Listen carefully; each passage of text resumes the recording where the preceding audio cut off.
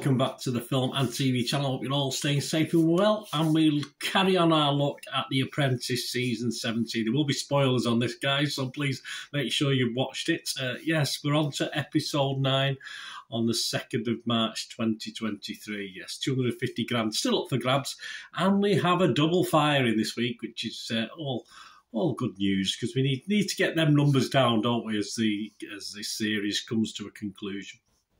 Of course, Karen and Tim join Lord Sugar, Alan Sugar, Sugar, whatever we want to call him.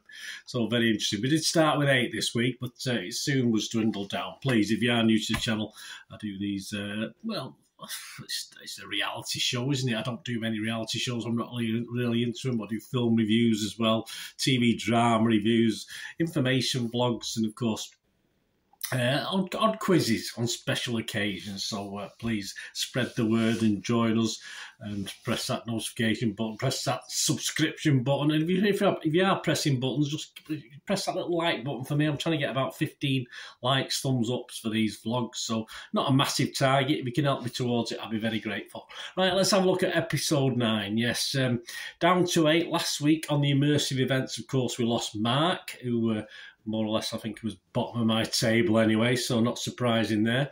And I was, as most of these contestants are, pretty weak over the last 8 weeks, in fairness. And this week, we're going for male beauty, aren't we? We're going for a men's skincare product, yes. I've not used one myself, but I'm not inclined to use one based on what I've seen tonight, but we'll see.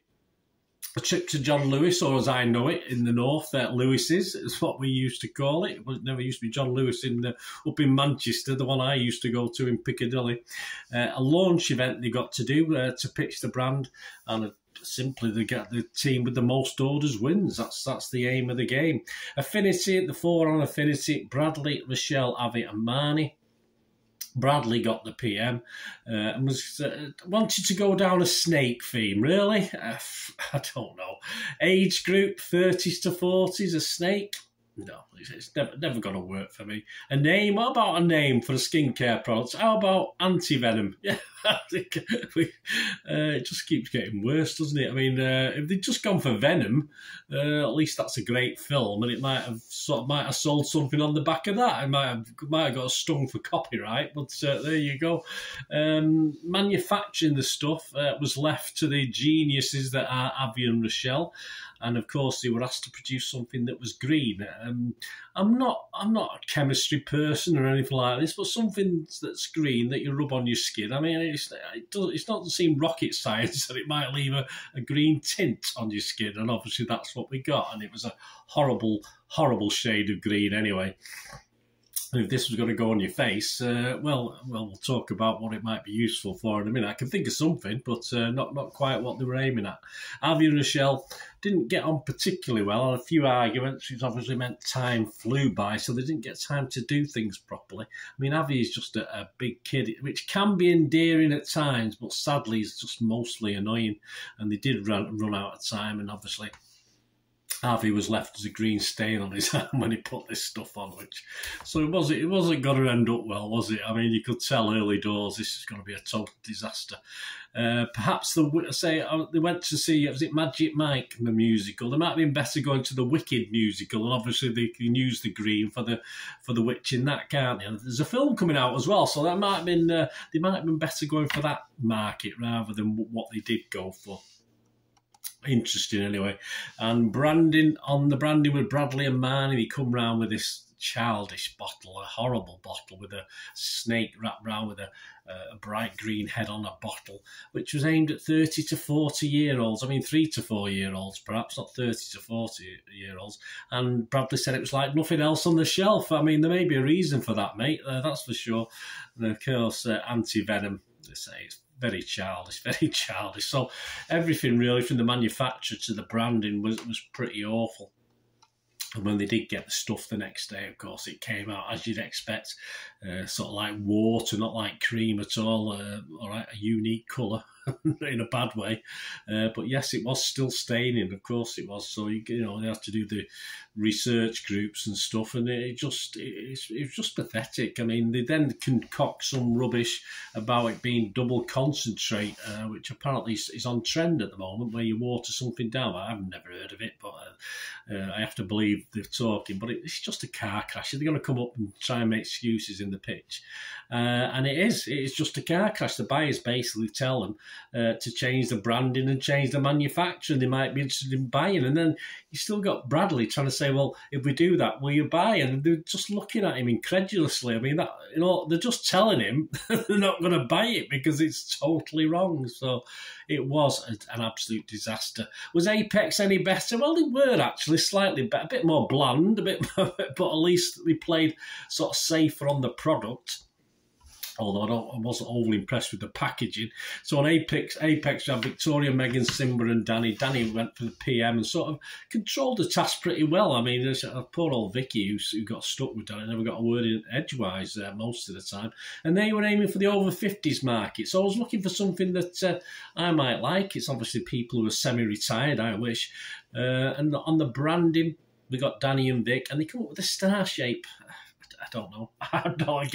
Again, a lot younger than the age group they're going for me, and come up with a name with a star. And I mean, they forced the star word in it rather than go for star. So STAR with a T on it.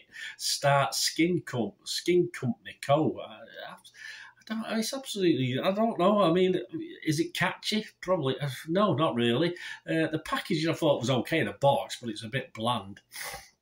And of course, the actual star pot that they come out with, the actual pot was inside, was a horrible colour of yellow.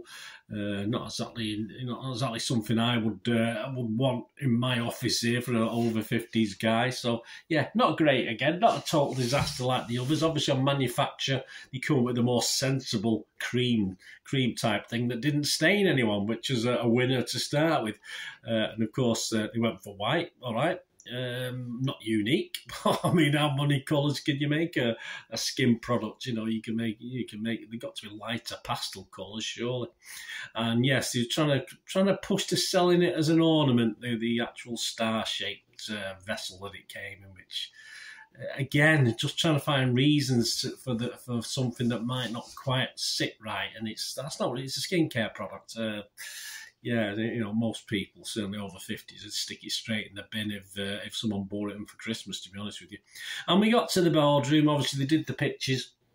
We did see some sales being made, not particularly for anti-venom, but that was no surprise. So on Apex, of course, it was apparently a nice smell. It smelled nice. And yes, Simba didn't sell anything, but they did manage to sell 11,350 units. So Simba was a bit upset because he didn't sell anything. So no surprise, because at least, as I say, they went for bland, they went for plain, not the greatest product, but at least it sort of did what it said on the tin. As opposed to Affinity, of course, and anti-venom. Bradley, Rochelle, Avi and Marnie, anti-venom, and there's no surprise, they got no orders whatsoever, and I don't think anyone at all was surprised by that. It was a shocking effort all around, and Bradley don't even get a chance to come back in the boardroom as Alan Sugar just sacks him straight away, so he's back, leaving the other three to come back and be another firing. So we get the double firing. Avi was a little bit ganged up on by the girls. I sort of felt sorry for him, but not particularly, because he's, as I say, he's bottom of my list anyway.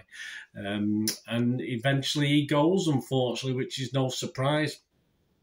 So that's poor Bradley and Avi on the way, which only leaves poor Simba as the guys. So yeah, it's turning out again with the Apprentice where the women are taking charge now. Although the quality of the women this series is certainly not up to what we've seen in previous series. On the winners, it was a quiet week, I think, for Megan and Simba. Say he didn't sell anything, so that's his a bit of a blot on his copybook that I'm sure Lord Sugar's made a note of. But I thought Danny sort of dominated Victoria to some extent in their little team, and she did lead the team fairly well in what they wanted. As I said, it wasn't great, but it was certainly a lot better than the other team. So yeah, so a quietish week. On the losers, I couldn't say anyone stood out this week. I thought they were all pretty awful. The 2 girls were lucky to escape, only because Bradley and Avi were so poor. I think it's a accumulation of the 8 or 9 weeks. And as I say, my top 8 last week, my bottom 2 were Bradley and Avi, and there you go, they've both gone.